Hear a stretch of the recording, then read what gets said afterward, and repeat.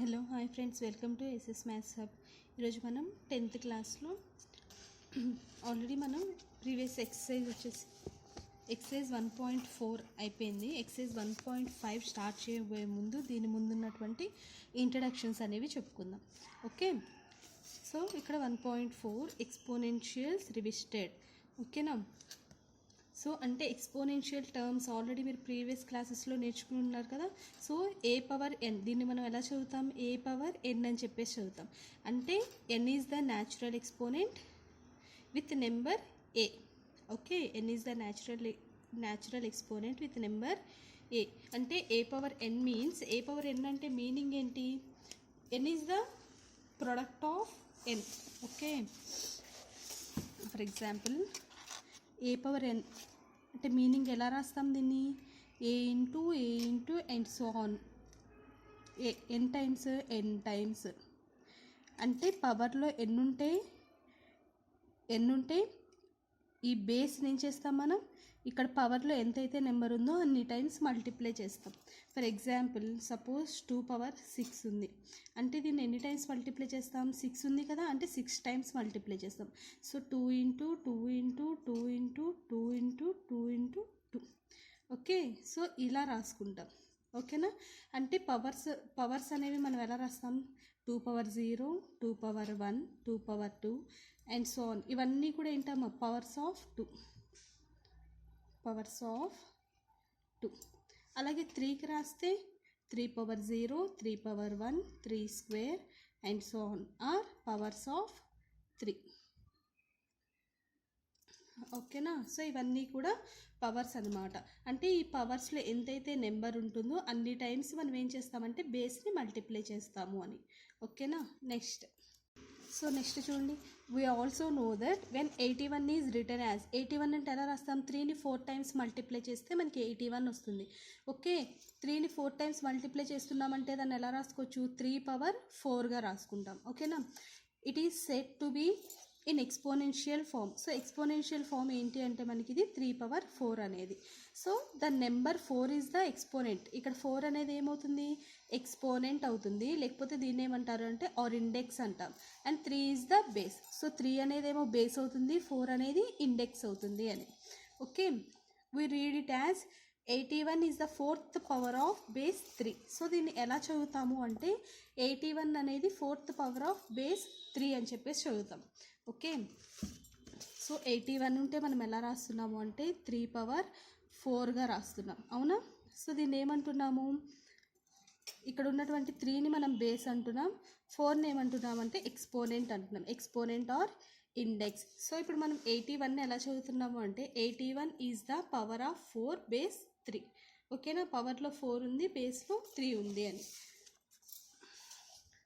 So already మనకి exponents మీద కొన్ని లాస్ ఉన్నాయి. ఆల్రెడీ మీరు 9th క్లాస్లో నేర్చుకుని ఉన్నారు. సో ఆ లాస్ని ఒకసారి మనం గుర్తు చేసుకుందాం. If a b are real numbers, a and b అనేవి real numbers and a not equal to 0, b not equal to 0 అవుతూ m and n are integers కనుక అయితే ఫార్ములాస్ ఇవి ప్రీవియస్ క్లాసెస్లో మీరు నేర్చుకున్నవే. A power m into a power n, bases equal కాబట్టి ఏం చేస్తాము? పవర్స్ని సమ్ చేస్తాం. Okay, a power m plus n. A b whole power m is equal to a power m into b power m. A by b whole power m is equal to a power m by b power m. Okay, so a power m whole power n is equal to a power m into n. A power 0 is equal to 1. Okay, so a power minus m, minus న్యూమరేటర్లో ఉంటే దాన్ని డినామినేటర్లో తీసుకెళ్తే ఏమవుతుంది? అది plus అవుతుంది. So a power minus m is equal to 1 by A power ఎం. ఓకేనా? So ఇవి బేసిక్ ఫార్ములాస్ అనమాట ఎక్స్పోనెంట్స్కి. నెక్స్ట్ చూడండి, ఎక్స్పోనెంట్స్ అండ్ లాగరిథమ్స్. ఓకేనా? Let us observe the following. చూడండి, 2 పవర్ ఎక్స్ ఉంది. 2 power x is equal to 4 అయితే X వాల్యూని మనం ఎలా ఫైండ్ అవుట్ చేస్తాము? Suppose 2 power x is equal to 4. 4ని ఎలా రాసుకుంటాం మనం? 2 స్క్వేర్గా రాసుకుంటాం కదా. అంటే 2 power x is equal to 2 square. So bases ఈక్వల్గా ఉన్నాయి బోత్ సైడ్స్. సో అంటే ఏం చేస్తాం? పవర్స్ని కూడా ఈక్వల్ చేస్తాం. Therefore x is equal to 2. ఎక్స్కి వాల్యూ ఎంత వచ్చింది? 2 వచ్చింది. సో ఇలా మనం ఫైండ్ అవుట్ చేస్తాం. అలాగే 3 power y is equal to 81 అయితే వై వాల్యూ ఎంత అవుతుంది? 81ని 3/4గా రాసుకోవచ్చు. So y is equal to 4. అలాగే 10/z ఇచ్చారు. ఓకేనా. Can we find the value of x for the following. కింద వాటికి x వాల్యూ అనేది ఫైండ్ అవుట్ చేయగలమా అని. 2x ఈజ్ ఈక్వల్ టు 5 ఉంది. సో మన బేస్ అనేది ఫస్ట్ ఈక్వల్గా ఉంటే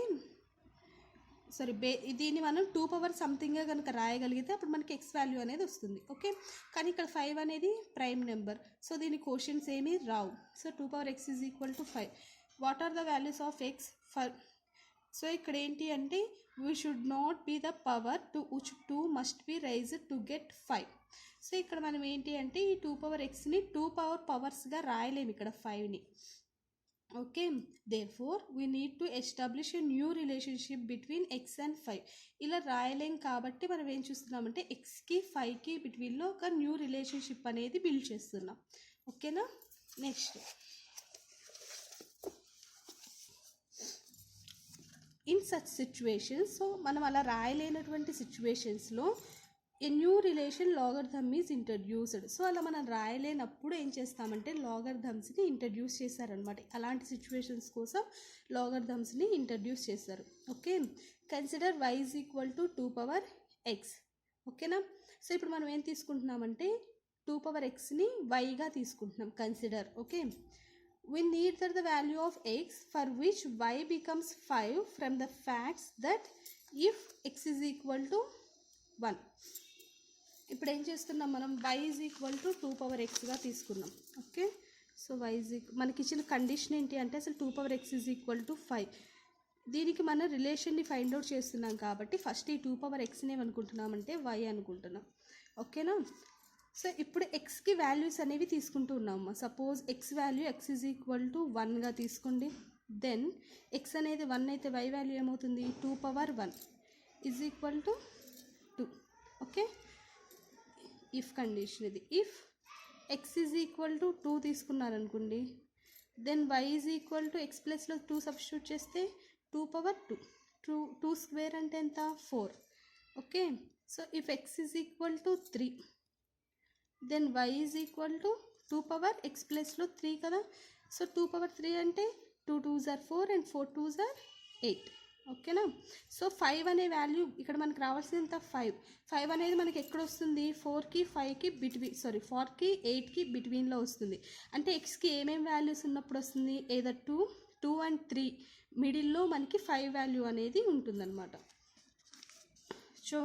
సో చూడండి ఇక్కడ we observe that x lies between 2 and 3. x value వచ్చేసి మనకి 2కి 3కి బిట్వీన్లో ఉంటుంది. ఓకేనా. సో ఇప్పుడు ఏం చేస్తున్నామంటే మనం ఈ లొకేట్ చేయడానికి ఒక గ్రాఫ్ని యూజ్ చేసుకుంటున్నాం. ఓకేనా. సో గ్రాఫ్లో వాల్యూస్ ఎలా తీసుకుంటాము x y వాల్యూస్ కదా. సో x y అంటే ఏంటి 2x కదా. సో 2x ఇలా మనం గ్రాఫ్ వాల్యూస్ తీసుకుంటున్నాం. ఓకే, సో గ్రాఫ్ అంటే మనకి ఎలా ఉంటుంది ఇలా ఉంటుంది. ఎప్పుడైనా సరే మిడిల్లో 0 తీసుకుంటాం. 0 left side negative values and right side positive values ఉంటాయి. ఓకే, అంటే లెఫ్ట్ సైడ్ వాల్యూస్ని కూడా మనం కన్సిడర్ చేసుకుంటాం. మనకి 2కి 3కి మిడిల్లో ఉంటుంది కదా అది. సో -3 దగ్గర నుంచి స్టార్ట్ చేస్తున్నాం. -3 -2 -1 0 1 2 3 ఇవి మనం ఎక్స్కి తీసుకుంటున్న వాల్యూస్. ఓకే, సో 0 తీసుకున్నప్పుడు అమ్మా 2/0 అంటే ఎంత 1. ఓకేనా.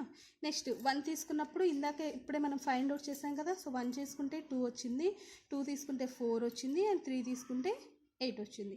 అలాగే నెగిటివ్ సైడ్ తీసుకున్నప్పుడు ఏమవుతుంది అంటే 1/, వస్తుంది. ఓకే, -1 అయితే ఇది 1/, అవుతుంది 1/2. -2 అయితే 1/4. -3 అయితే 1/8 వస్తుంది. సో ఇప్పుడు మనం గ్రాఫ్స్ని డ్రా చేయడానికి x యాక్సిస్ y యాక్సిస్ని తీసుకుంటాం.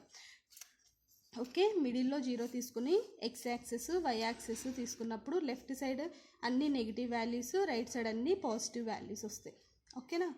సో ఇది కూడా కింద వచ్చేసి నెగిటివ్ వాల్యూస్ వస్తాయి, పైన ఏమో పాజిటివ్ వాల్యూస్ వస్తాయి. ఓకేనా. మనకు y అన్ని పాజిటివ్ వాల్యూసే కాబట్టి మనం నెగిటివ్ వాల్యూస్ తీసుకోలేదు, ఓన్లీ పాజిటివ్ వాల్యూస్ తీసుకున్నాం. ఓకే, సో ఇప్పుడు ఒక్కొక్క పాయింట్ని తీసుకొని మనం ఇక్కడ ఫైండ్ అవుట్ చేస్తాం. x -3 ఉన్నప్పుడు y ఎంత 1/8. ఇక్కడ -3 ఉంది. 1/8 అంటే మార్క్ చేసుకుని ఇక్కడ ఫస్ట్ పాయింట్ పెట్టుకుంటాం. నెక్స్ట్ -2 దగ్గర 1/4 ఉంది అంటే కొంచెం పైకి పాయింట్ వస్తుంది. -1 దగ్గర 1/2 ఉంది అంటే 1కి 0కి మిడిల్లో పాయింట్ వస్తుంది. 0 దగ్గర 1 ఉంది కాబట్టి 1 దగ్గర మార్క్ చేసుకుంటాం. సో 1 దగ్గర 2 కదా, సో 2 దగ్గర మార్క్, 2 దగ్గర 4, 2 తీసుకున్నప్పుడు 4 వచ్చింది కాబట్టి 4 దగ్గర మార్క్ చేసుకుంటాం.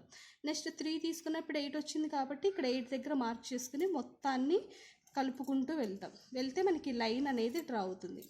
ఓకే, సో ఇప్పుడు మనకి 5 అనే పాయింట్ రావాలి.